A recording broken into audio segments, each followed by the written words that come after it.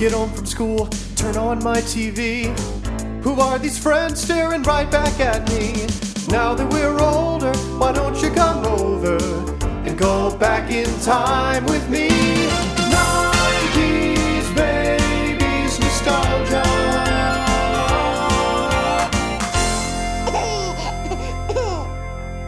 Hi, I'm Amanda. And I'm Jessica. And I'm Eric. And this is 90s Babies Nostalgia. We're two fully grown millennial women, and also one man in this case, rewatch iconic tween entertainment from the early 2000s. Just to be clear, we are not sponsored by or affiliated with in any way any of the shows or companies mentioned in this podcast. We just really like talking about TV, and right now the TV or movie we are talking about is the Lizzie McGuire movie. And today we have our first guest, which is Eric. Would you like to introduce yourself? What are your qualifications for being on this podcast today? Sure. Well, it goes all the way back to when this movie came out. It was super influential for me. I remember watching it in theaters, and I remember watching it on TV.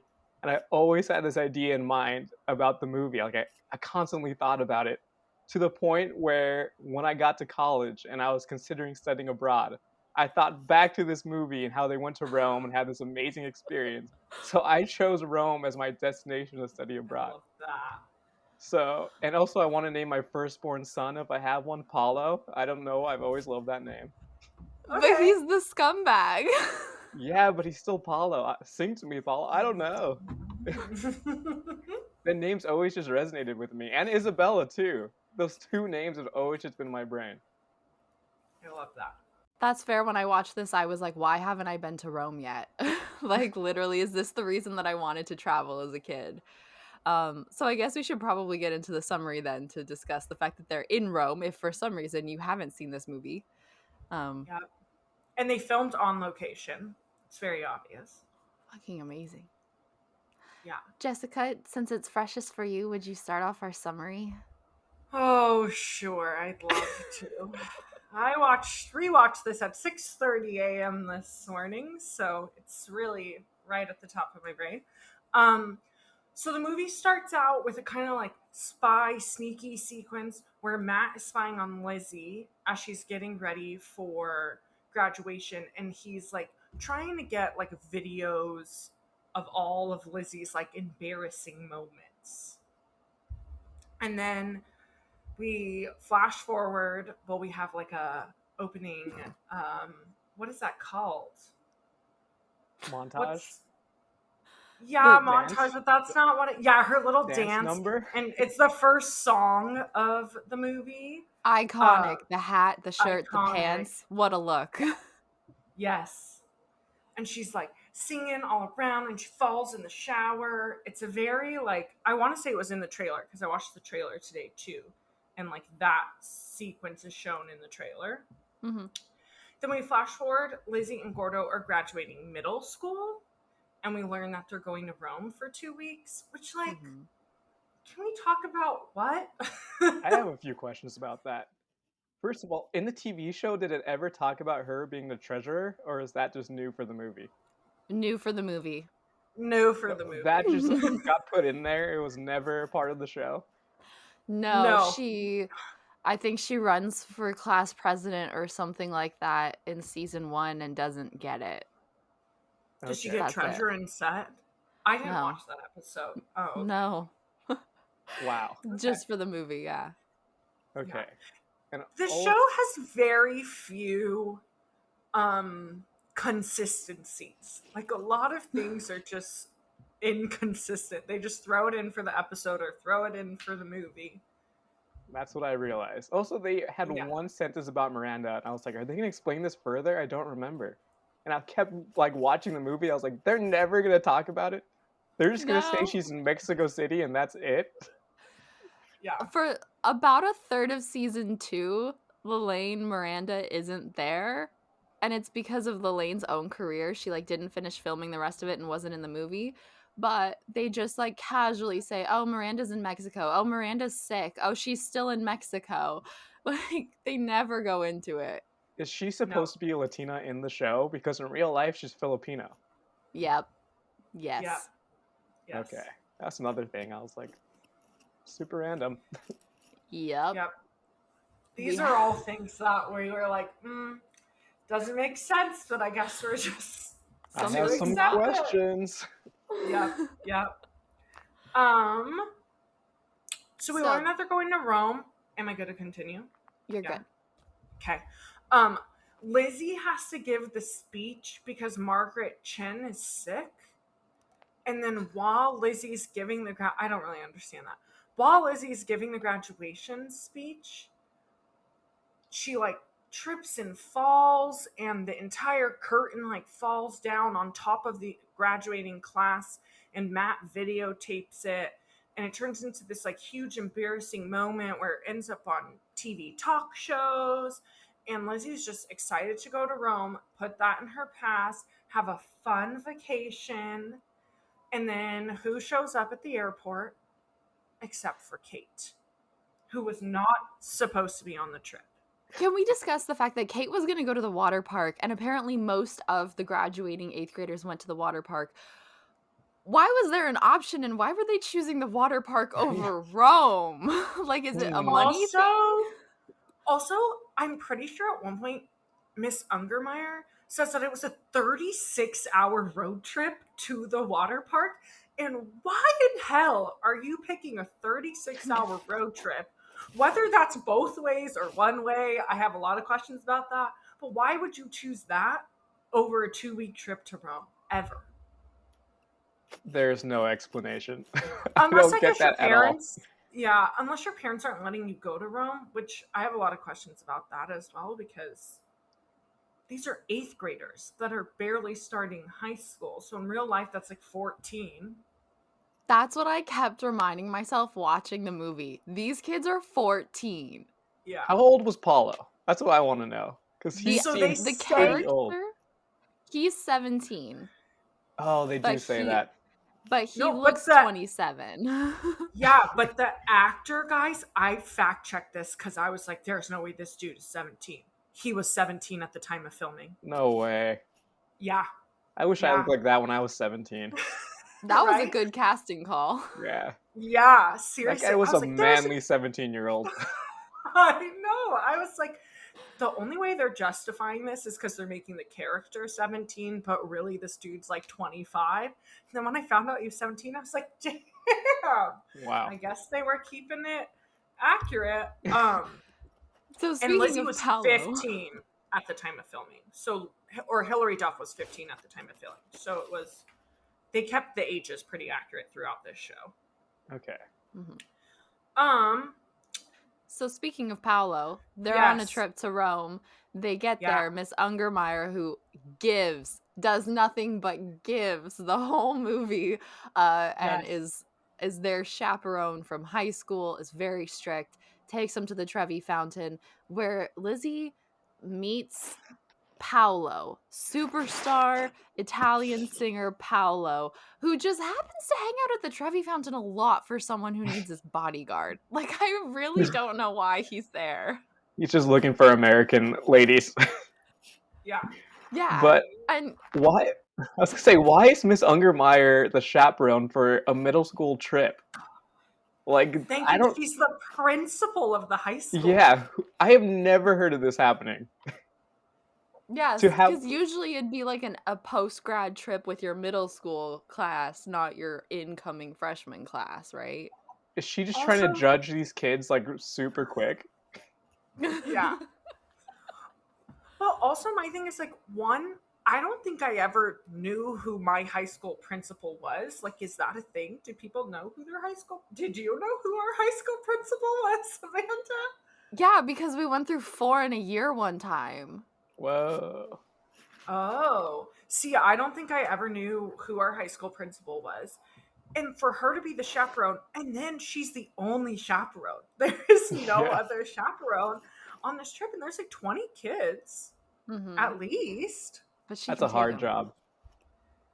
Oh yeah, but she can handle it. She is up to the challenge. She actually Yeah. was like the funniest part of that movie for me.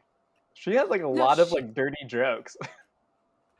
And for anyone listening, Miss Ungermeyer is played by Alex Bornstein, who is like a comedic legend. I like, as the 90s kid that I am, know her mostly from Gilmore Girls, where she played like this really aggressive harp player, but she's also the voice of Lois on Family Guy and has done like a million other things. And yeah, no, she gives the whole time.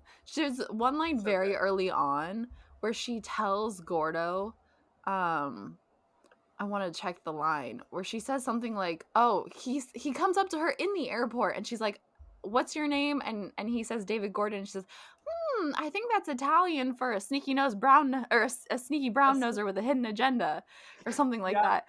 And that's literally where I learned the term brown noser I was from, about to from say this this. movie. I had the same thing. I asked my mom. I was like, "What's a brown noser?" Yes. She was like, "You know when you like stick your nose in someone else's butt? Like, just That's think of exactly that what my image." mom. Yeah. No, literally. And I didn't even realize that this is where I learned it from until I was watching that. And then, like, I definitely knew kids who didn't know what brown noser was. And now I know they're the ones that didn't watch this movie. Exactly. Yeah. That's even It's more where we telling. all it's where we all learn the vocabulary. Yeah. But so, Paolo and Lizzie meet at the Trevi Fountain, and she finds out that she, like, looks a lot like this one singer, Isabella, who's his singing partner, who's, like, apparently off on some island. Who freaking knows? Yeah, they broke up. So singing partner and girlfriend, and they broke Ex-girlfriend. up. Well, ex-girlfriend, yes, but they broke up. She's on an island, and he is searching for a replacement, essentially. Red flag number one is being obsessed with a girl because she looks identical to your ex-girlfriend. I was thinking about that. He kept saying like, "Oh, I don't have feelings for her anymore," and I'm like, wouldn't Lizzie be questioning why he has feelings for her then? Because they look Yeah, exactly alike. when you're going around telling her she's beautiful, and it's like, because you thought that you literally mistook her for Isabella. Isabella. That would be a red flag for me. Yeah. So Paolo explains to Lizzie that Isabella's gone. They broke up. He wanted to go solo. Their music is fun, but it's a little too mainstream, and he wants something more challenging. And Isabella can't sing that well, isn't as ready for it. So she's mad. She's on an island, getting over it. In the meantime, they have to present an award at a music award show, and therefore, can Lizzie help this poor boy who just really wants to advance his music career? Yeah. And she And says yes. he also, I think it's important to mention, spins it as like, we're also doing this for Isabella because I love her like a little sister, and she's going to get sued if she doesn't show up to this award show and present this award and do this performance. So I'm like also looking out for Isabella. So he also like kind of guilts Lizzie into wanting to do it because it's helping him, but also helping her. Red flag number two, saying that you love your ex-girlfriend like a little sister. Yeah. Yeah, it's not okay. It's not okay. Do you want me to keep going? So Gordo, nope. Go on. Gordo, yep. So Gordo is essentially helping Lizzie sneak out and cover for Lizzie. So Lizzie pretends to be sick, and she's sneaking out to meet up with Paolo, and he's taking her on adventures, but they're also doing stuff to prepare for these music awards. And Gordo's like distracting Miss Ungermeyer when they're like in the bus, and you can see Lizzie and Paolo on their little Vespa scooter, scootering away. And so Gordo this whole time is really just like looking out for Lizzie, being his best friend, and Lizzie's enjoying her time with Paolo. I don't know, do we want to just skip? I want to talk about the fashion montage. So in one of these times that Lizzie is hanging out with Paolo, she is getting her hair done and her nails done and kind of As getting Isabella. ready for the as Isabella Without an for accent, and no one questions that at all. She's practicing her English. also her hair is blonde, and they're not like, oh I dyed it. She's just like, oh, on the island we were on, the sun. And it's like, no, the sun would not change your hair from dark brown to blonde. That's not how it works. That was my favorite thing. They were like, oh, so we should get more sun. Yeah, it's like, what? Also, they live in Italy. It's sunny there. For the most part, yeah. Yeah. So I don't know. That whole part's confusing. But they're meeting up with this famous fashion designer. I don't know her name. It's something really long. Not sure if anyone else wrote it down, but it's something.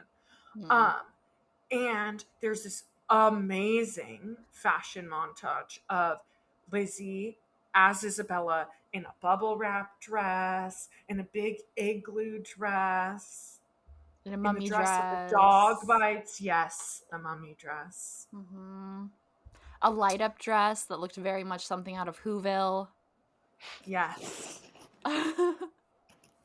And she ends up working with the fashion designer, kind of actually being like, all of your dresses suck. Give me options. And they find an option that's going to work for Lizzie. And then Lizzie sneaks back in. She barely makes it in time. Miss Ungermeyer falls for it, but Kate, who's Lizzie's roommate, walks in and is like, I smell that your nails were just painted. I can tell you had highlights done in your hair. Like, You're your eyebrows match. Yeah. I love that Kate figures it out and Gordo walks in and she's like, if you're talking about this whole secret double, like Lizzie's filling in for a singer that she looks identical to along with a hunky Italian pop star, blah, blah, blah, blah scheme, I already know about it. Yeah. And he Yeah. says like evil and smart and she's like, admire it, fear it, embrace Yeah. it.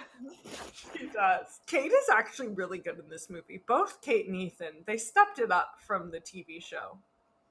Ethan was so funny. So funny. I Ethan Kraft loved is him. everything I've ever wanted in life. Yeah.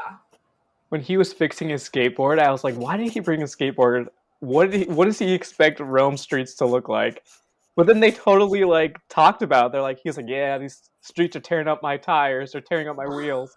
And I was like, oh Yeah. my gosh, this guy is actually really, really funny. And All then we needed is a montage of him trying to skateboard in Rome on the cobblestone streets because I would live for that. Because there's no way. that moment when he's just skateboarding back and forth in his room, though. Yeah. And he overhears Gordo's and Lizzie's conversation. He was like, Gordo, my man. And like starts giving him advice. I'm like, how did he Yeah. know what was going on? Jessica literally filmed that whole thing and sent it to me at like 6:30 a.m. your time. Because she was Yeah. like, I just really love Ethan. Because what did he say? He was Oh, saying there's like it's- two it's- That's different the guys. sting. That's Yeah. the sting. You can get the Sting! sting or you can get, is it the The pull or approach. something? The The approach. The approach. approach. Paolo's getting the approach. You are getting the sting. The sting. What does Yeah. the sting mean? I don't think I processed what that meant. Like jealousy, I think? Yeah, I also think this whole movie, Ethan's job is just to drop hints that Gordo and Lizzie are going to kiss at the end of the movie. Like, his character's role in this movie is to set them up. Because he's always throwing lines at Gordo, like, come on, you know you have a crush on her. Like, he's kind of that man who's, like, pushing it along for them. Okay, I was mad at that because of how much Gordo denied it when we just watched season 2, and from the very beginning, he spent the whole thing pining after Lizzie, trying to ask her out, trying to kiss her. Who are you to pretend like you're just friends now? Well, I also think part of this probably happens with they filmed this in fall of 2002. And I think they were still, did they just wrap season 2? I'm guessing probably when they wrote the script, season 2 was one written by different people, but they probably were writing the movie script at the same time that they were finishing up season 2. But they knew. What is your opinion of Gordo helping her get with Paulo then? Do you like it? Do you ship Well, it? Do you This not like is it? kind of, I do like it because I find that it's actually very consistent with Gordo. He just wants to be there for Lizzie, even if it, like, gets him in his feels or hurts his heart. Like, throughout this, like, series, you see, like, anytime Lizzie is crushing on someone, like, Gordo allows her to. Like, he, you know, and he helps her out when she needs it. So I actually like it because I find that it's consistent with his character. Okay. I wonder if it comes from a place of insecurity. Is Gordo really a deep character? And am I just realizing this? No. He's fake deep. He's fake deep, Yeah. I Fake think. deep. Yeah. Cuz he's like the kind of guy who's like intentionally counterculture just because he refuses to like the things that everyone else likes, not so much because it's what he actually wants, Mm-hmm. you know. And He's have you that talked kind of about that guy. he's actually, the actor's actually way old, like 3 years older than everyone else? Yeah, he's like 17 when he started the series, and he's shorter than Hillary, I think, by the time they finish it. And, I think you he's know, shorter than Hillary by the time they started. I think he just stays consistently shorter than Hillary. Adam Lamberg gave a lot for us. Yeah, he did. I don't know. He really I did. don't know why I said that. We're getting back to the plot. Oh no. I have a one side story about him. My Okay. brother is about the same age as him, and I remember my brother telling me when Lizzie McGuire was coming out, like one of his friends met him, and he was like the least friendly guy ever, and like did not want to talk to them about the Lizzie McGuire, and that he was like super ashamed of having that role. Interesting, because it's the only role he's known for. Yeah. And he was signed on to do the reboot. I remember how shocking that was when I heard it. I don't know if it was true or not. I mean, it's like from a friend of a friend of a friend of a friend. Yeah. But no, I wondered that though when we found out how old he was in particular. I was like, I bet that he did not enjoy being a teenage boy on this show. The oldest cast member, like acting with 14-year-olds. Yeah, and he looks, right, like my thing is the way he looks is very young. He looks as young as the rest of them. So I'm like, poor guy, his social life probably sucked when he was a teenager. Moving right along, kind of separately but still intertwined, Melina and Matt are looking online and they see an Italian tabloid and it's a photo of Paolo with Isabella, but it's really Lizzie. And so Matt creates this whole plan and tells his parents that he just really misses his sister. And so they all fly to Rome because Matt misses Lizzie. So they're all on their way to Rome while Lizzie is getting ready for the award show. Gordo ends up covering for Lizzie because he knows that she's not in the hotel and that Miss Ungermeyer's checking beds. And so he's like, I've been sneaking around. I've been going around and doing all these things and having an adventure. And so Gordo gets sent home by himself. No one goes with him to the airport. It's just a 14-year-old at an international airport all alone. And he runs into Isabella, the actual Isabella. Okay, can we put a pause? Because you just said two things that pissed me off about the plot. And the further we go, the more pissed off I got about the plot.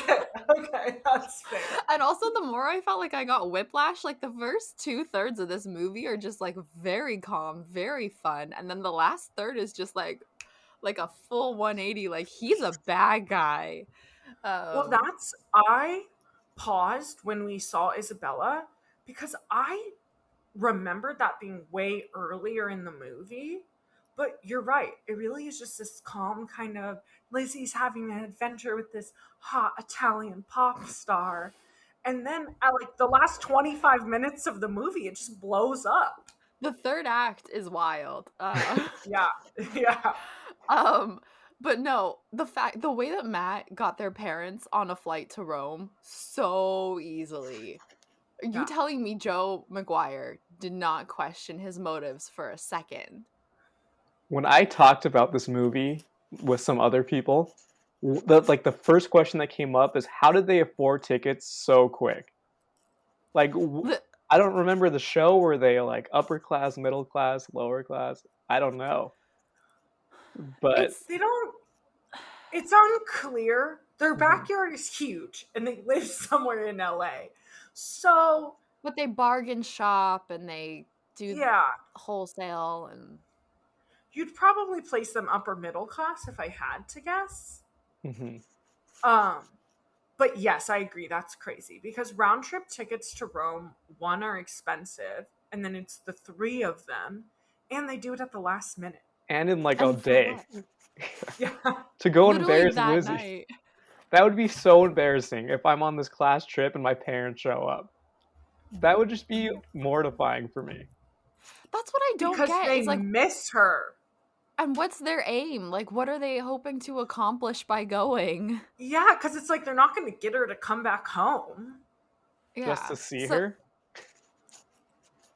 there's that. That pissed me off. And then also, when Gordo says that he and Lizzie have been doing whatever, she's been playing sick so he can sneak out. Tell me how that makes sense, because that doesn't make any sense. And Miss Ungermeyer's like, I guess I don't need to check on her anymore since I caught you. Like, And he's been on all of the trips with Miss Ungermeyer. He's been going out. Like, where has he been sneaking out to? And what has Lizzie faking sick had to do with any of it?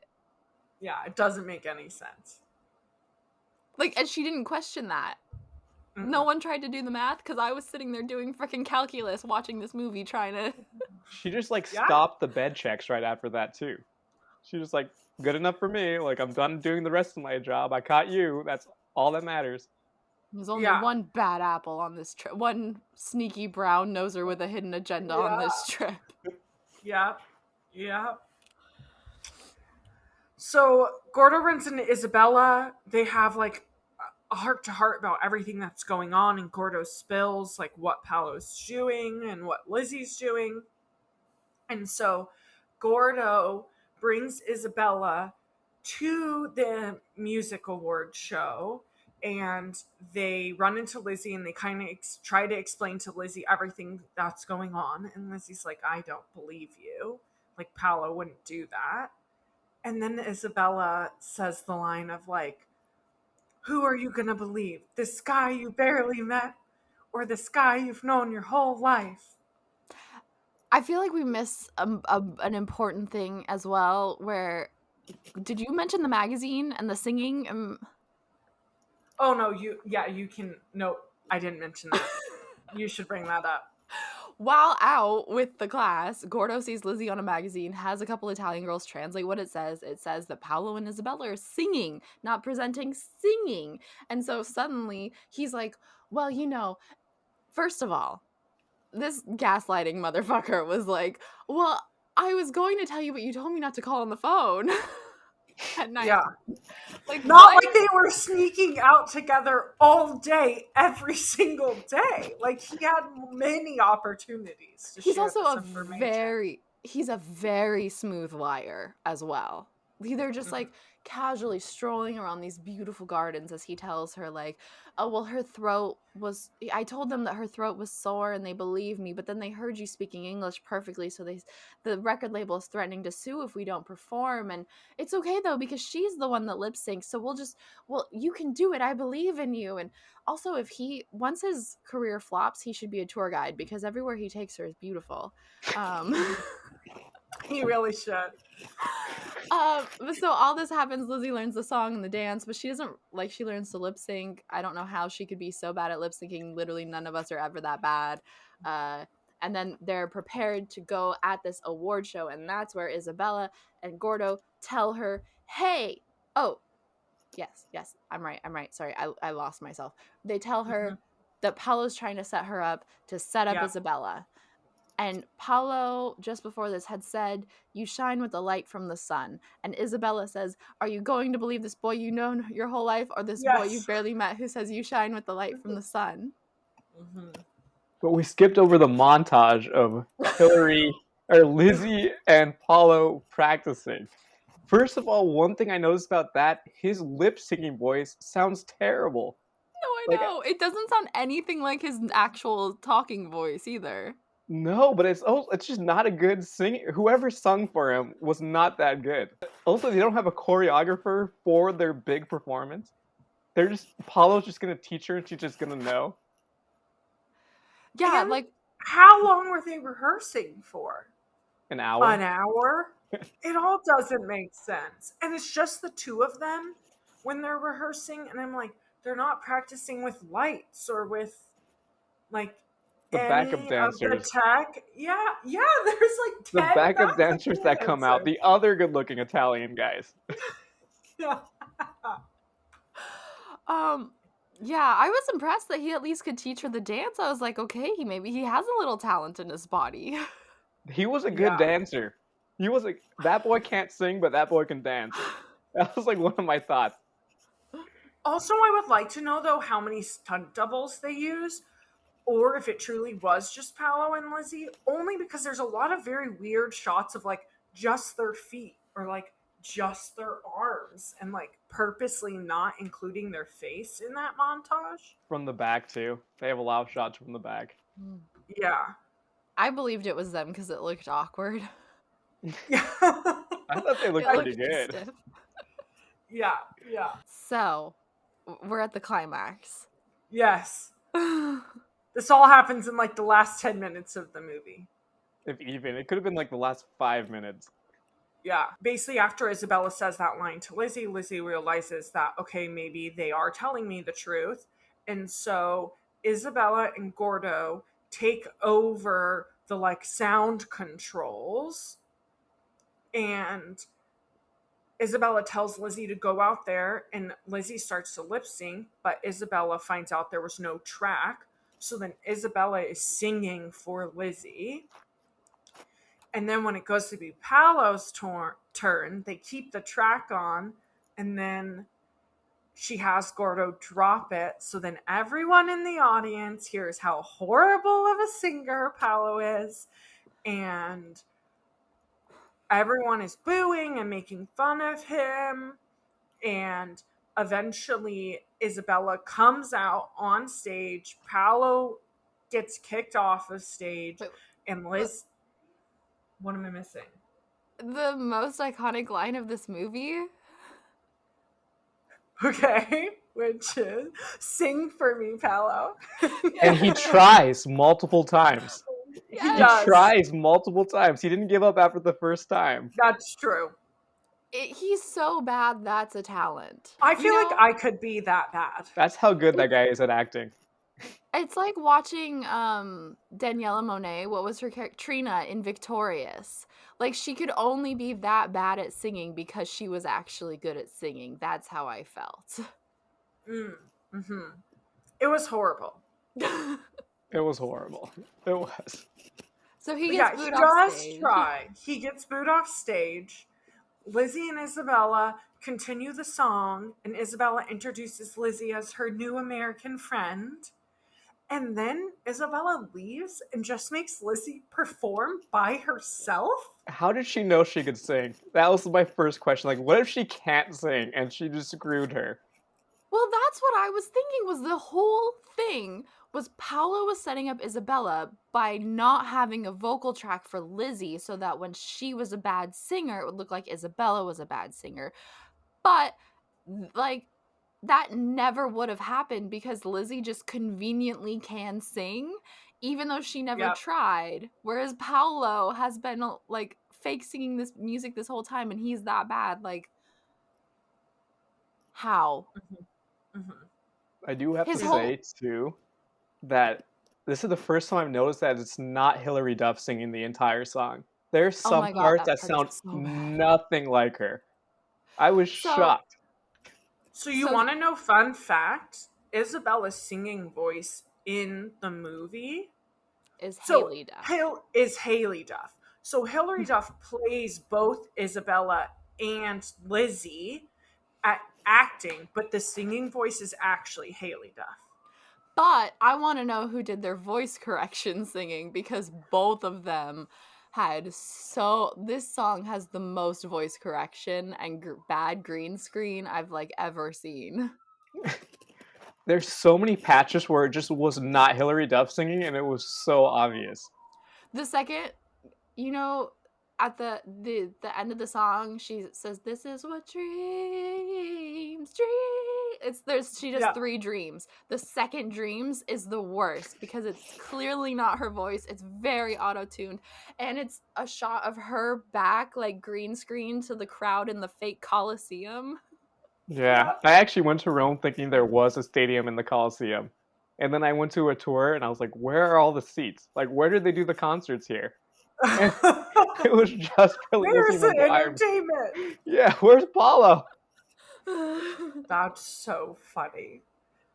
But honestly, though, I don't blame you for thinking that. It looked so real when I was a kid. I had not watched it in the meantime, I don't think. And so Yeah. I was honestly like, where is everyone? Like, where do they do the Italian Music Awards? Yeah. Yeah. I will say, like, as an adult, I really question, when I was a kid, that song was everything. That moment was it.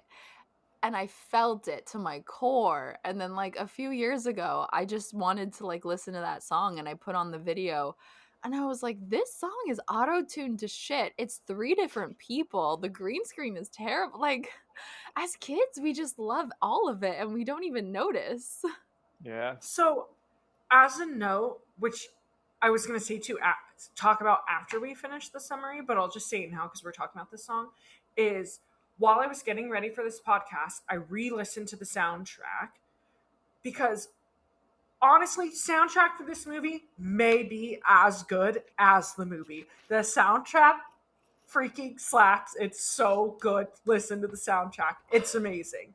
But do any of us really like This Is What Dreams Are Made Of? I actually do. Song.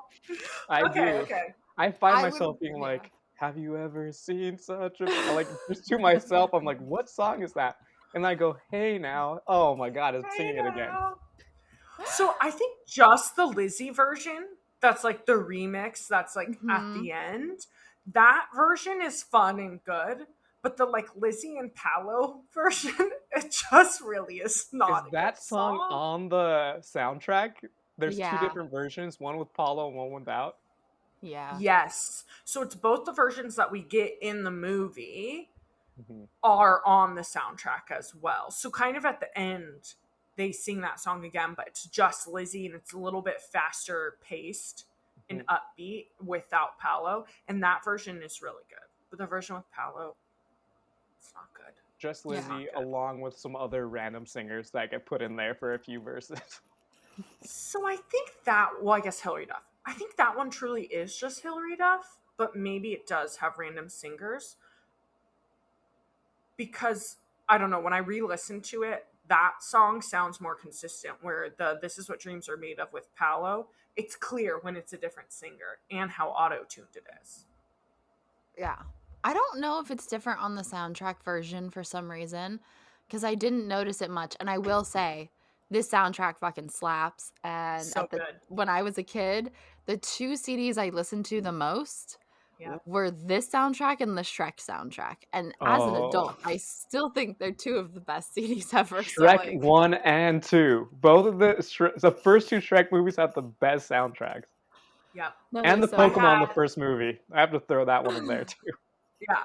I had a bright yellow CD player, and I remember, because I took the bus to school, I would bring my bright yellow CD player with me and put my Lizzie McGuire soundtrack CD in my CD player and listen to it on my bus rides to and from school. It was so good. I used to play the Hey Now during recess or lunchtime when I was in elementary school, like probably 5th grade. And my friend and I would like do the dance where they're like putting their arms up and down. And cute. That's like one of my favorite memories. But also it was very suspicious to the teachers about what we're gonna grow up, our sexual orientation in the future, I guess. Yeah. Yeah, no, I felt like I was getting flashbacks, like, to the war of 4th grade, just from all of the songs hitting me. They don't even associate with the movie anymore. They associate with my life because of how much I listened to this soundtrack versus the actual movie. But they're all great. Yeah, I have easily listened to the soundtrack 20 times more than I have watched the movie. Easily. Such a good soundtrack.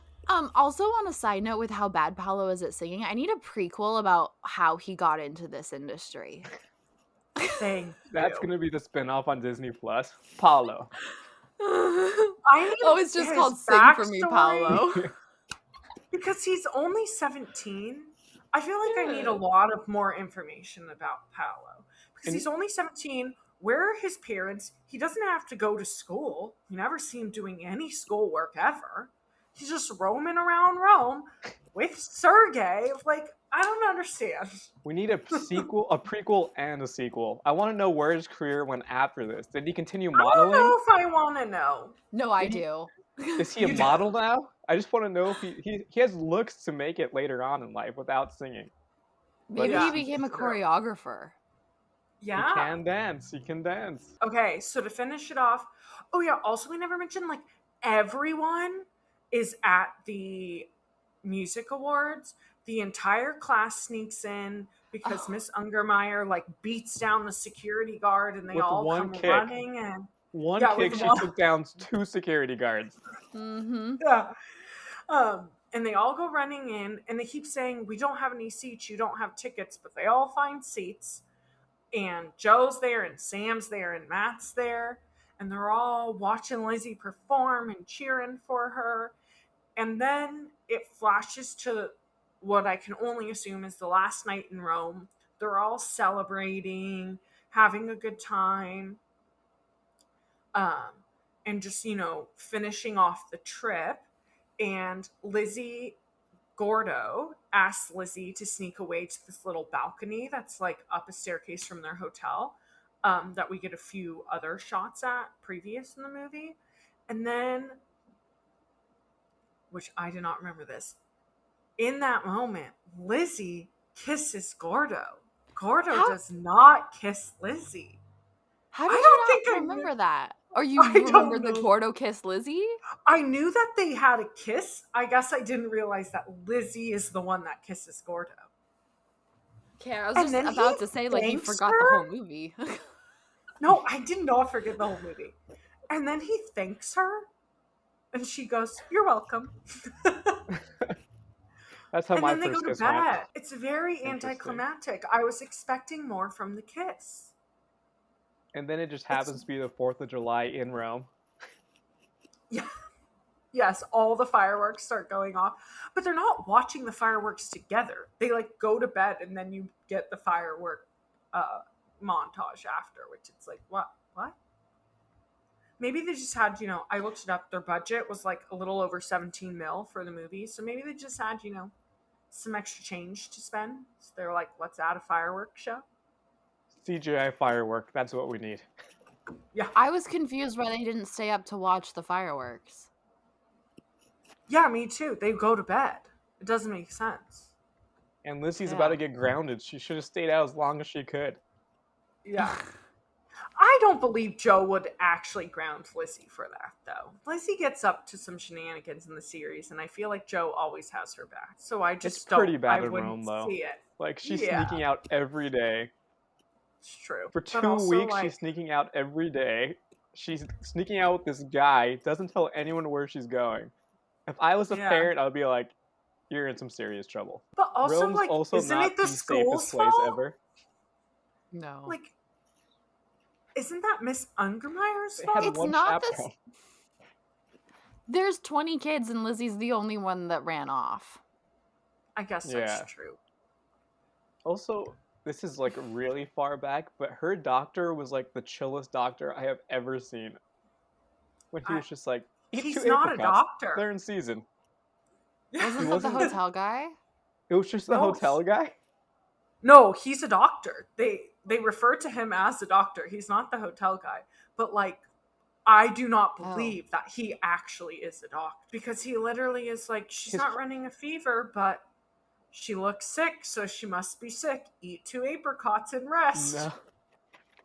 No, I like that. Wh- Why else would a girl in Rome for the first time want to stay in bed all day?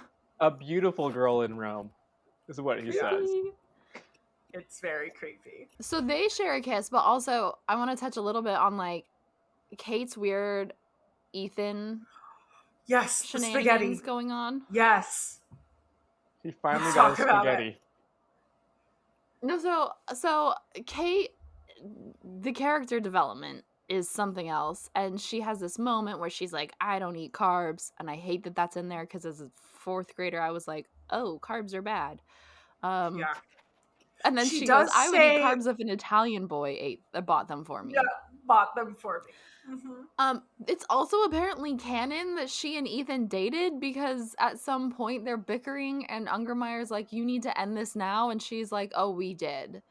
Oh, I didn't catch that. No, I got that. I was like, what? You what?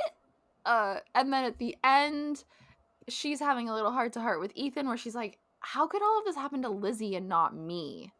And I don't know, he just like grabs pasta from a waiter moving around or something, just like, I don't even know what he took it off of, and they start eating pasta and she eats it with him, and that's the character development, and that was very sweet. That was like the D story throughout the movie, that Ethan just wanted spaghetti, and it finally like comes full circle in that moment. Yep. Yeah, because the whole time he's like, when are we gonna eat spaghetti? It's 9 a.m, Ethan, so I was rooting for him. I was like, get this man some spaghetti. That's all he wants from this trip. Ethan's so humble, so innocent. We love Ethan in this house. Oh, He has great hair love too. Ethan.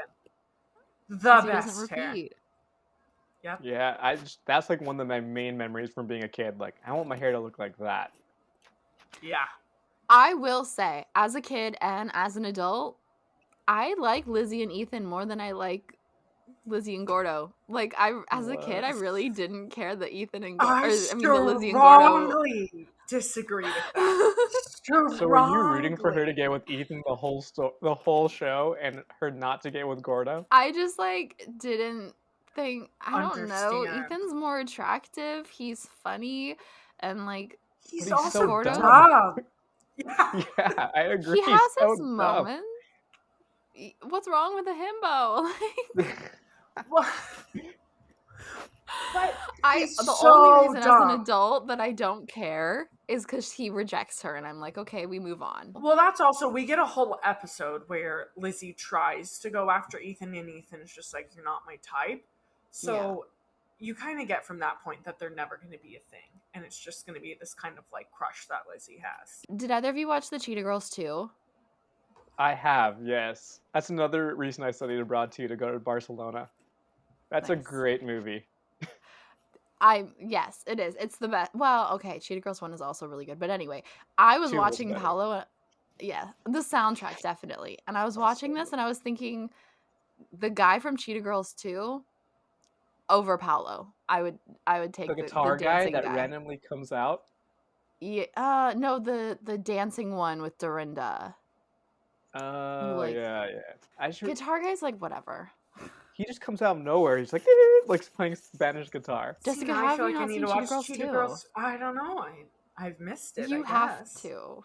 That's That an was my iconic first movie. Really concert. bad with movies. You saw the Cheetah Girls in concert? My very first concert was 7th grade, and it was the Cheetah Girls 2 opened by Hannah Montana. Was Raven Simone So there, or had good. she left the group yet? She didn't tour. The Cheetah Girls were a band for a long time, I feel. I feel like not Bet. that long. They went on a couple tours. Didn't they tour with the Jonas Brothers as well? I feel like maybe I they think that concert I went to that was opened by Hannah, half of them were were with the Jonas Brothers maybe got it. instead of Hannah I feel Montana. like you got the better one. Speaking of the Jonas Brothers, do you see that Joe Jonas dressed up like Paulo? Lizzie McGuire in the movie is Yes. coming back. And Yes, Sophie Turner dressed him up and as Sophie. Isabella. So And then good. that one viral tweet I got sent. People know I love this movie, and they send me things about the Lizzie McGuire movie. And I got sent twice about the world leaders throwing the coin in the Trevi Fountain. And it said the Lizzie McGuire climate action or something. Oh that's my too god. funny. Wait. Okay. Climate action is real and important, but an actual note about that fucking line when she's like, here, Gordo, throw a coin in the fountain, and he's like, I'm in Rome with my best friend, what could I wish for? You do it. And she's just like, okay, like, you have the same exact circumstances here, how come she gets to make a wish and he doesn't have one? Like, Yep. One of you is grateful and the other one is Lizzie. Yes. Also at that time, or right before that time, is when we get what I think is one of the most iconic lines in the movie is when Lizzie's like, promise me when we're here, we'll find adventure. And it kind of sets up. Yeah, and then when she's like not sure about doing Isabella's stuff and not sure about hanging out with Paolo, he says something like, oh, some people just come to Rome to find adventure. And I'm like, he just called you boring. Also, Apollo having the little kids wish that Hillary or Lizzie McGuire goes to the fountain. So I'm like, you're wasting those kids' wish on you selfish man. I hope he gave them those coins. I hope so too. He's rich, he better. I would be pissed if he didn't. I was going to talk about that giant wheel of cheese that Lizzie gets handed. So when they're in the gelato shop, and Paolo, so she just ran into Paolo at the Trevi Fountain, and then they go into the gelato shop, and Paolo comes back to her, and this is like when the first like photos of them hit the tabloids and stuff is from this moment, and people run up to them and are like, oh my gosh, and Isabella, Paolo, and are taking photos with them, and this woman just hands Lizzie a giant wheel of cheese. And I just want to know, why do you have that? Did you buy it for this specific moment? Or were you using it for something and you just happened to give it to who you think is Isabella? And then Lizzie's staying in a hotel room for 2 weeks. What is she doing with that cheese? She kept it. She just hands it off to Gordo too, like he's her assistant. Yeah. He practically is, though. No, I know. And it's kind of funny too, because it's like, why would they even put this in the movie? Like, is this an Italian stereotype? Because it feels more Swiss to me. Oh, the cheese, yeah. Yeah. I don't know. I would have liked a scene of her eating the cheese. They should have put that as the little stinger at the end, like after the credits roll. Or even if we saw the cheese, like, sitting in the hotel room ever. Like, if the cheese was there, but it's like, we never see the cheese again. I'm like, it has to be somewhere. It's a giant wheel of cheese. Like, the production cast only had that rented for like an hour. They couldn't keep it past that. Yeah. Well, yeah, wheel of cheese like that is very, very, very, very expensive. But how cute would it be if it was like Lizzie and Kate eating the cheese in their hotel room while she's telling her about everything? Super cute. I would love that. Maybe that was a deleted scene. I just saw a note that I need to point out. Can we talk about how bad Isabella's accent is? Yes, I have that same note. Also, Paolo's, though? I was convinced he was Italian. So, the actor is from Miami, but is Canadian-American. Okay. He does speak Spanish fluently, but not Italian. So his accent is definitely better because it's not Hilary Duff putting on an Italian accent, but it's still not great. Isabella seems like such a fun character to play, but the accent was horrendous. Where did she think she was from? Absolutely terrible. And I wonder if they had an accent coach for her, or maybe they just like gave up at this point. They had a budget of $17 million. I hope they fucking hired an accent coach. It's the least they could have done. But sure doesn't also, seem like it. If they did, that was a bad accent coach because yeah, it's not good. They just gave up on her. They're like, just do whatever accent. Like, we've worked with you for so long. We're not making any progress. Just do the accent. None of these kids are going to notice. They're only 15, so I feel like teaching a 15-year-old accents and dialects and stuff is probably not easy. It's probably a very frustrating, difficult job. I don't think it's that bad. We were learning foreign languages in high school. Yeah, I guess that's true. But not how to speak with them in an accent when you're speaking English. I guess that's true, yeah. Yeah, we're learning the language and, how to utilize an accent when you're speaking the language, but yeah, not when you're speaking English. It's like borderline pretty racist. Like, Lizzie McGuire's accent, or Isabella's accent, is like very borderline. Yes. Yeah. Not about the accents, but I want to talk about their outfits in the final scene. Because maybe the most early 2000s outfits, where they have the low ride pants with the crops that crop just at like where their belly button is. So all that's showing is the lower belly, which is the worst part of anyone's body. Like, I'm not even going to just say any woman's body, of literally anyone's body. That is the worst part. But that was so on trend in the early 2000s. The like low rise jean with a little crop.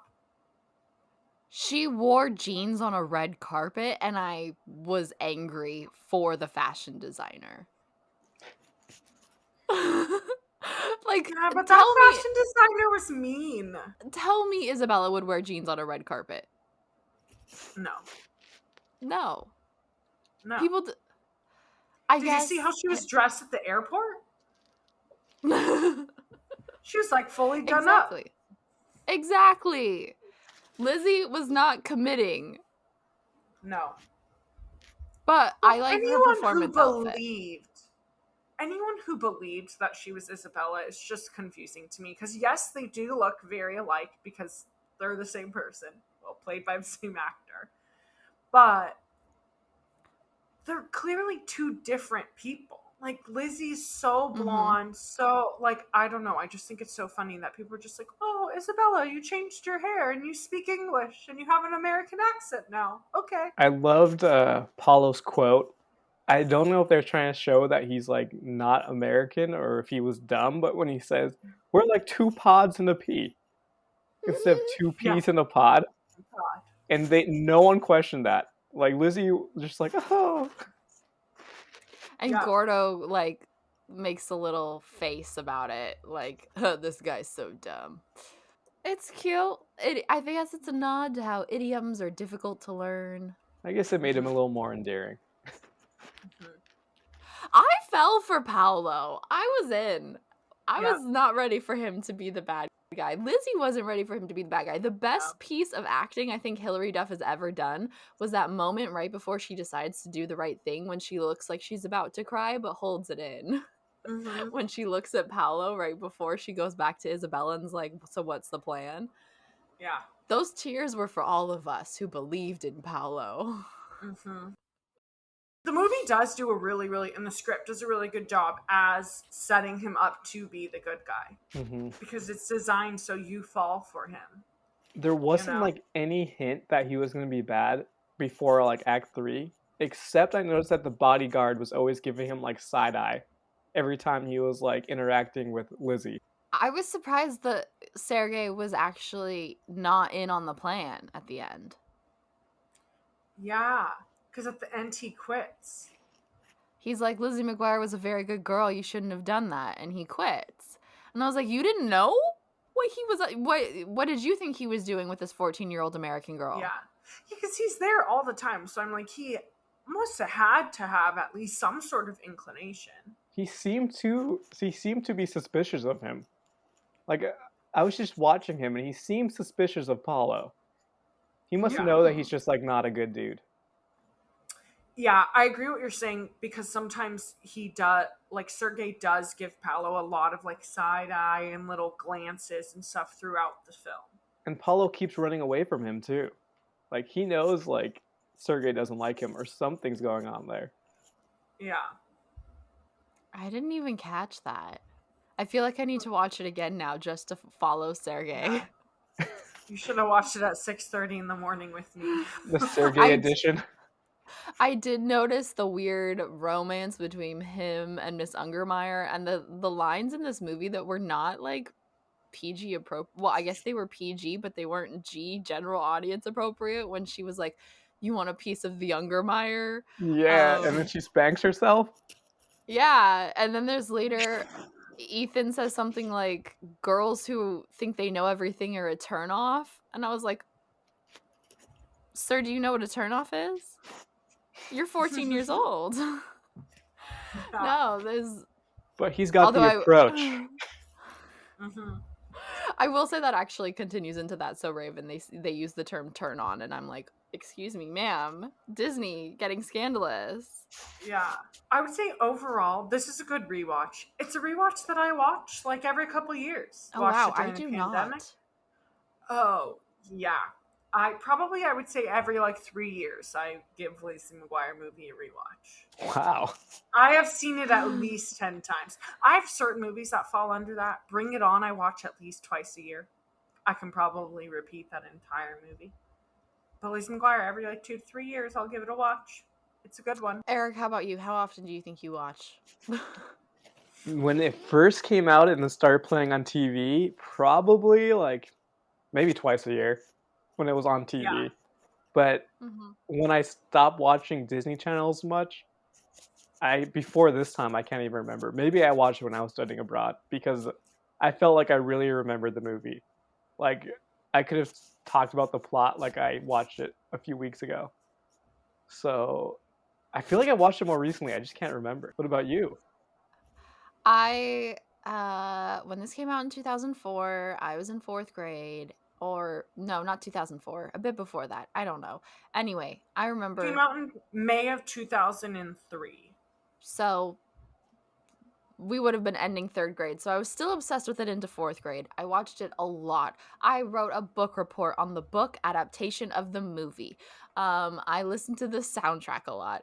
All of my friends, I got into it. And then I got so much secondhand embarrassment, and I went through this phase after having loved Hilary Duff of like thinking Hilary Duff wasn't cool anymore, and like it wasn't cool to like her.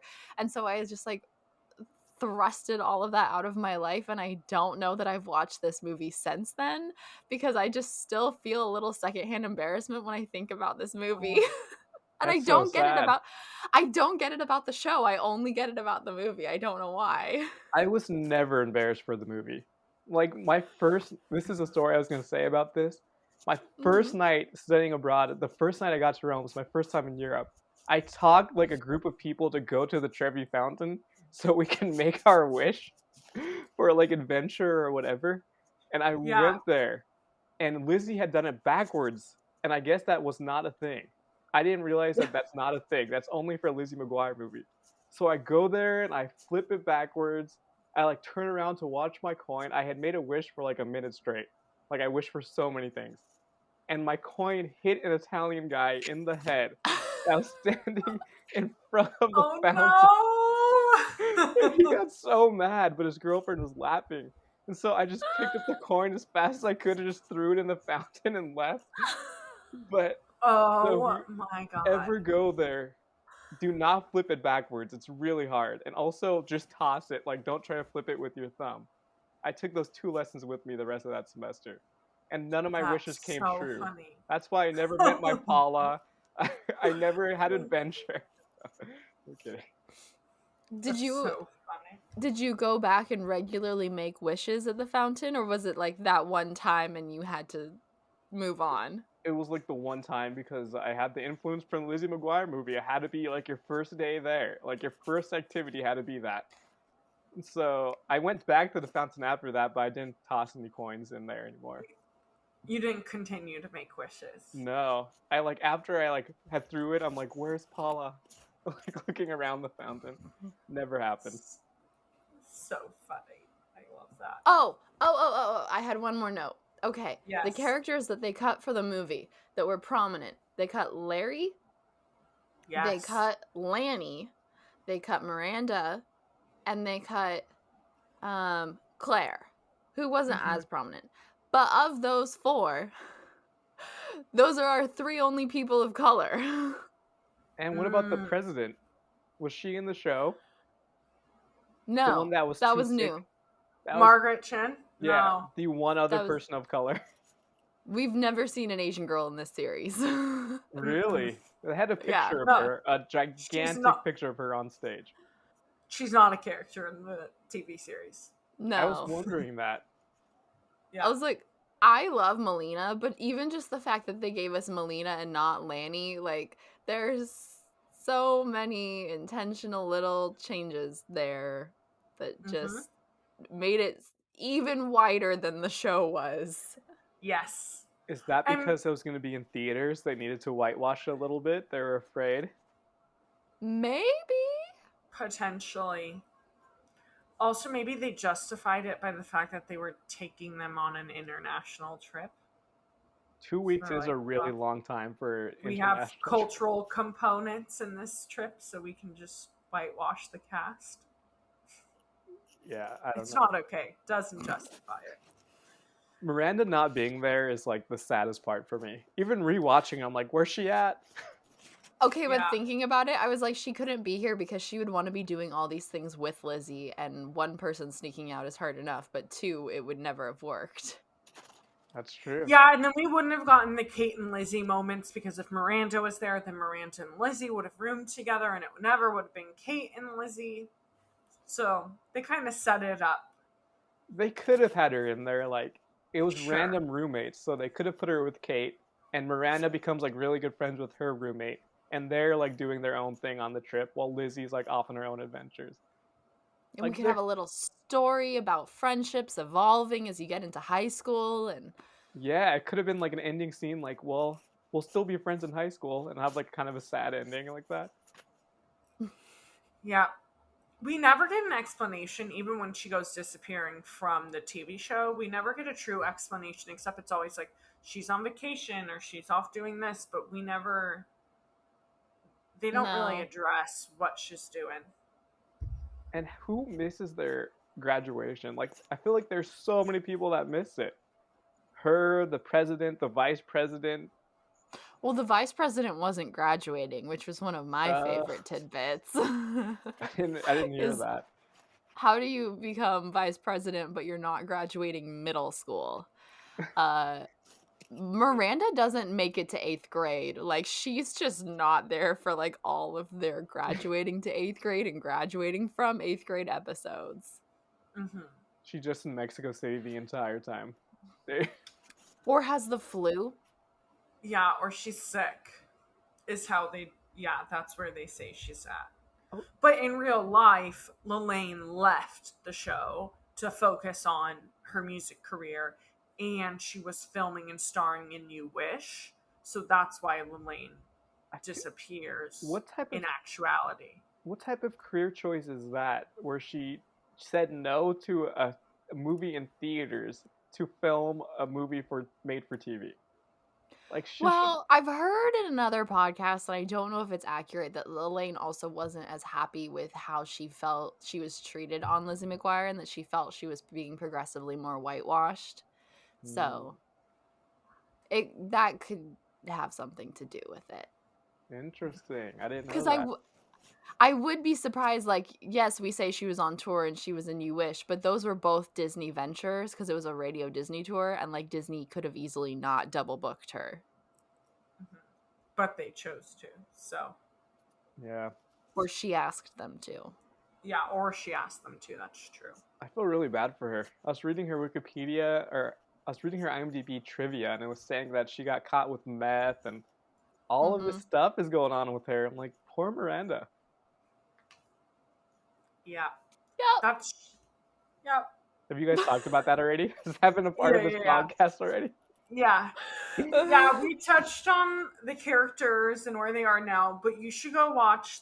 She recently, a few months ago, on Christy Carlson Romano's YouTube channel. They did, and last year. It's last year. I feel like it was at least last year. Yeah, they did like a Christy's Kitchen throwback that she does. Do you know Christy Carlson Romano does her YouTube channel? Do you know about that, Eric? No. Do you know who she is? Yeah, I know. It's Ren from Even Stevens. I like look her up on Instagram sometimes. Yeah, she has a YouTube channel, and like nostalgia is like her game. Like, she's had so many people from early 2000s Disney Channel on her show, and they like cook and talk, and her and Lelaine talked a lot about sobriety and like pressure. They both have been dealing with it. Yeah, Christy dealt with alcoholism. Yeah, and they both were like, that happened a few years after they got off the show. So I know like Lelaine's possession charges and stuff was 2007. So she's very far removed from that now. But like, I think it's actually something that we're going to continue to see, but a lot of Disney stars struggle with some sort of abuse issue, Yeah. like drug abuse issues, post leaving their shows. And I think that kind of speaks a lot to like how tough being a child star can be. Specifically, like the side characters. But I guess like Shia LaBeouf too. It happens to me. Yeah, I was like, yeah, then I'm getting to Hannah Montana. Yeah. I And think, that's yeah. Hillary gets this reputation for being the one Disney Channel star who was the true star, who never fell off the wagon, who never had a slutty phase or a drug problem or whatever. She could have had all those things and she'd still be great and I wouldn't care. Yeah, She's exactly. still gonna be the star of How I Met Your Father. Thank you guys so much for having me. I was so excited to do this episode about the movies. This movie, one of my favorite movies from when I was a kid. So you honor me. I really appreciate it. Thank you for joining us. We're happy to have someone who can share in our nostalgia with us. Of course. Okay.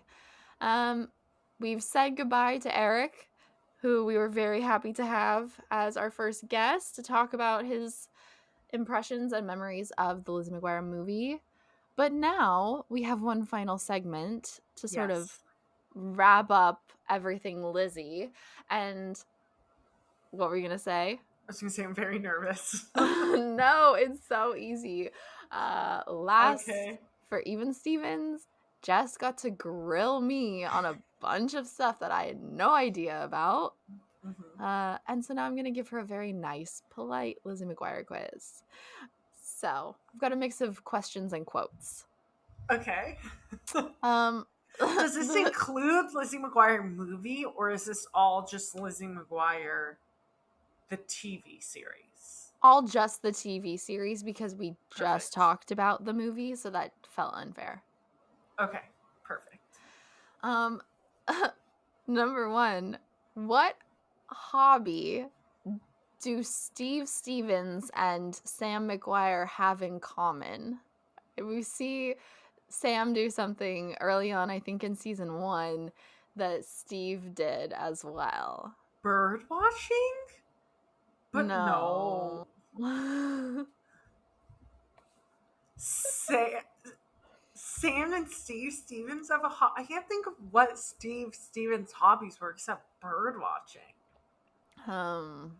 He has another one that he gets a little far too into, and Eileen doesn't like it. I have no idea. I have no idea. What about, okay.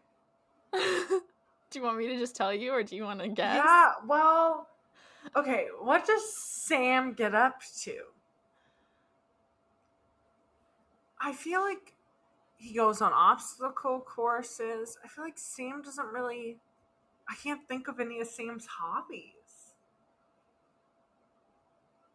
Gnome painting. Gnome painting. They both like to paint gnomes. Oh, okay. I did know that about Sam. I didn't know that about Steve Stevens. He likes gnome painting as well? Mm-hmm. They both do it for at least an episode. Interesting. I'll try when I do the comparison questions to...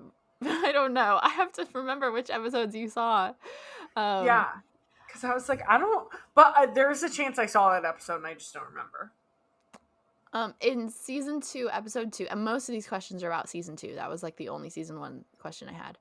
Okay. Season 2, episode 2, which is the Mexican show one and culture one. Which object changes in the middle of the scene? Like, we see it once, and then we look away, and we see it again, and it's a different design. There's an object. It's in the classroom, I'll say that changes. Because I realized that the Mexican game show would have been, like, all over the place. It's a prop in the classroom that changes. I feel like that could hit you with the hardest questions for. Yeah, this is so hard. I'm like, I have no idea. It's not a map. No. I need a sound effect. Is it like a globe? Yeah. Yeah, there we go. Is it like a globe? My cat didn't like that. Object. It's not like an easel displaying any form of like art or anything. No. An object? It's not a skeleton. No. Think about what Mr. Dig is teaching in that lesson. Well, that's why I said a map. Mm-hmm. And a globe. No, it's on his body, actually. It's a prop that's on his body. I have absolutely no clue. No. It's a lip stretcher. A He uses like an indigenous lip stretcher type thing as an example of something cultural. Oh. Would have never guessed that. Never. Here's a gimme. Who says, Lizzie, Lizzie, Lizzie, my day is proceeding with fineness? Fineness. Ethan! Do you That know one's in which episode he says that? It's season 2. Uh-huh. It's in the beginning of season 2. That is. I don't remember what episode. I want to say it's like 4. Well, do you have any idea of like the plot or anything? Nope. I just remember it's in the beginning of season 2. But nope. It's episode 8, and it's when is it when Lizzie is trying to like become a different person for him? Yes, it is that one. It's the one Yeah. where she changes to be mysterious. Yeah. Yes. Another quote. Can you tell me who said this? Hey, Frankie, how'd you get out of the TV? Matt? No. Gordo? No. Why are you laughing at me? Because why would Gordo say that? I don't know. Lizzie doesn't say that. Larry Touchman? No and no. Is it one of the kids? Yes. It's not Miranda. No. Ethan? Yes. Oh, that makes sense. This is Right. hard. There's only 2 real options as Ethan and Matt, but yeah. I guess. I just wasn't thinking that. I don't know that, but it makes sense that Ethan would say that. What is Kate's cousin's name, played by Haley Duff? Oh. Great question. I have to say, I had to look it up to know the answer. Is it like, it's not Amy. Oh my god, I hate you, it is. Oh my god! Why was that in my brain? Oh, that's the question I shouldn't have got right. Speaking of names, which 2 names are reused between Even Stevens and Lizzie McGuire? There's 2 character names that they use in both shows. One's a boy's name, one's a girl's name. The stoicism. A boy's name and a girl's name are reused. Uh-huh. The boy's name is more obvious than the girl's. Think of our boys, our side characters that we like to, play around with and throw various plots at. Larry? No. Yes, but can you name them both? Okay, Larry Touchman. Yeah, And Larry Beale. Yeah, our 2 side Okay. character boys that could do anything. Okay. And then girls. Girl's name makes no sense because it's like, I've never known anyone with this name, but... I've never known anyone with this name. Well, it's not Tawny. Because Is there's no it? other... No. Is there another Tawny? There is. When? Who? Ethan Kraft's stepmom, who's she's officially credited as his stepmom, but there is a moment of dialogue in the murder mystery episode where she says something ridiculous like, "Oh, I get all his money," and he goes, Tawny, he's not actually dead," or something. He calls her Tawny. Oh my gosh. Nope. Would have never known that one. Larry was easier. Can you name this quote, the character and the episode? "And nothing gets out goulash." Lizzie. No. Miranda? No. It's a Miranda-less episode. Kate? No. Does it ring a bell at all? "And nothing gets No. out goulash." No. I love this because so many of these are things I probably pointed out while recording too. I don't remember. Okay, also though, we've been recording Lizzie episodes, just so everyone can know, since July. This is currently November. So we have been... What I'm hearing are excuses, and also these are all season 2. Huh. I don't know. I don't know the episode. I don't know the character. Oh, okay. It's Faruka. Oh, would have never guessed that. I always forget that she was a character. It's in the episode where Lizzie is running an advice column and she tells her to stand up to her bully. It's the first episode we see Faruka in, and her bully throws her in the trash can, and it was goulash day. Yeah. Clearly I forget about Faruka. Another line, if you could place who said it: "I got turned down so many times I thought I was a bedsheet." Oh, that's a good line. Yeah. Larry? No. Matt? Who is Matt getting turned down from? Well, I thought maybe in the weird episode where Matt has a crush on Miranda. Then you'd have to recognize her rejection. Sure, that's true. Gordo? No. Ethan? No, no one's rejecting Ethan. I know, but who else is getting rejected? It's a side Sam? character. The anger. I don't know. It's an adult, though. Mm-hmm. Adult side character. Mr. Diggs? Yes. In what episode? I don't know. It's one of the later episodes. I think the episodes where they become it's friends. I think it's the one where Gordo asks out the girl that's like, "He's too short." Parker. I think it's that one. How can you assign a volunteer project? Shouldn't it be voluntary? That is Matt, and that is in the episode. They're in the classroom, and that's in the episode where they have to. Matt and Melina have to volunteer and be like the buddies for the two senior people, Mo and Marge.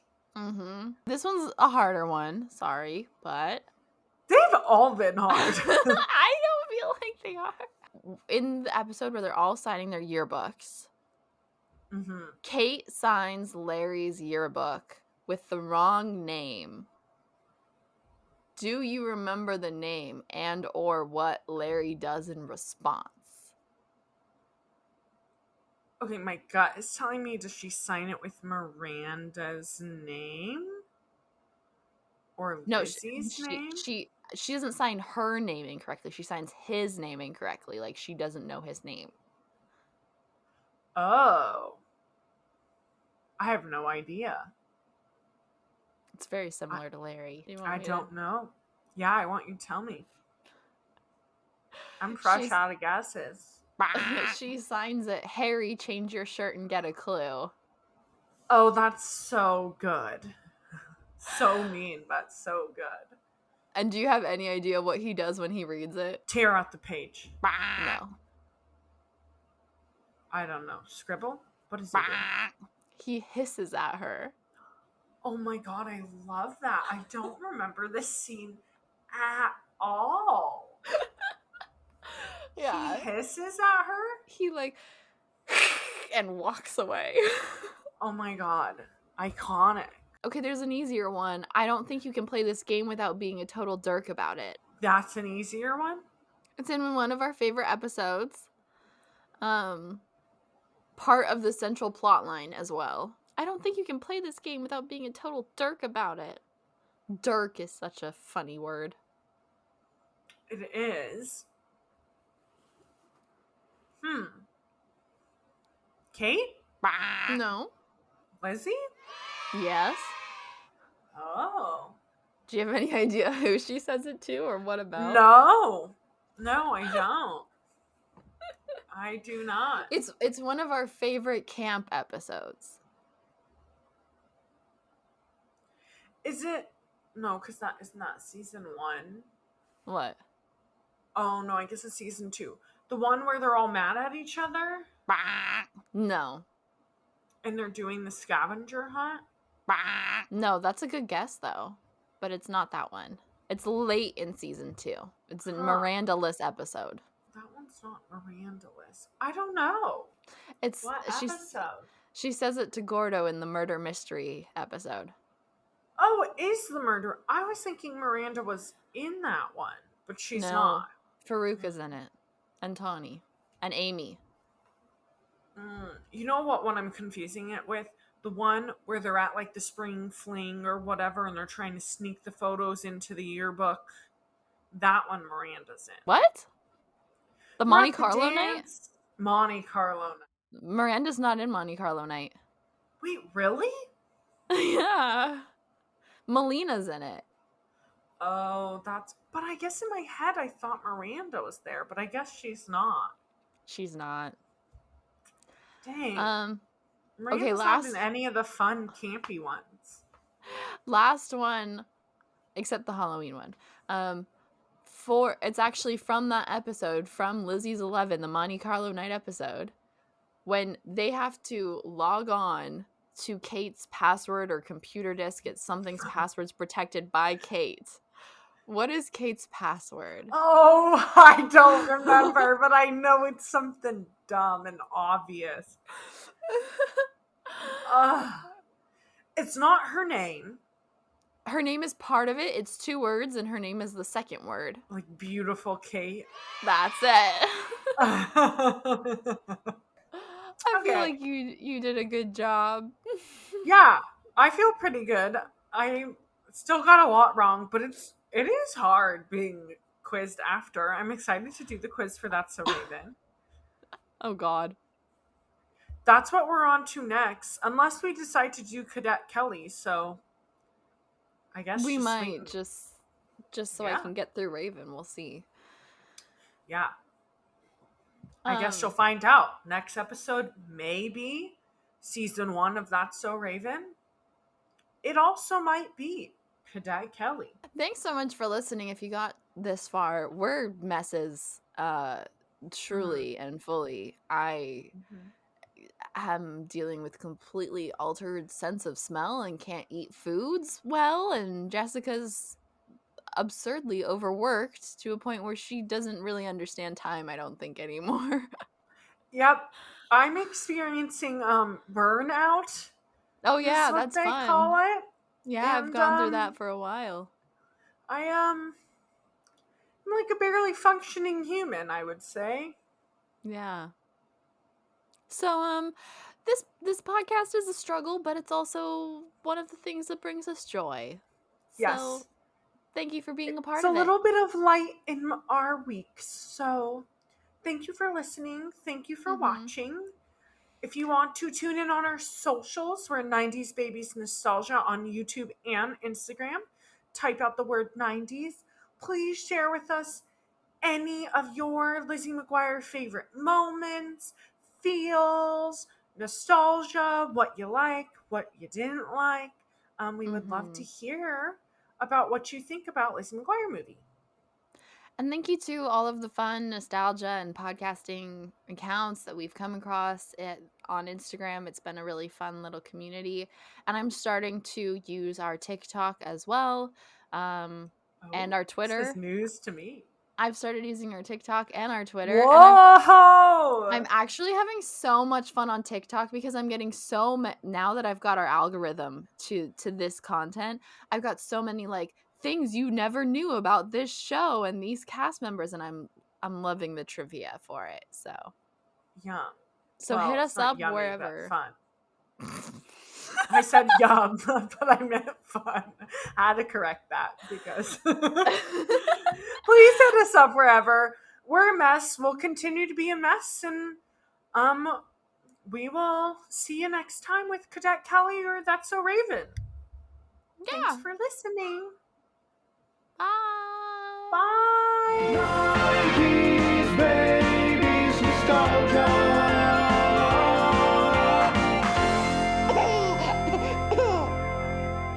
I have to say, I've been on another podcast, and recently I found out that was the least listened to episode of that entire podcast history. Oh no, don't manifest that for us. We're going to manifest So this is going to be the most. Yeah.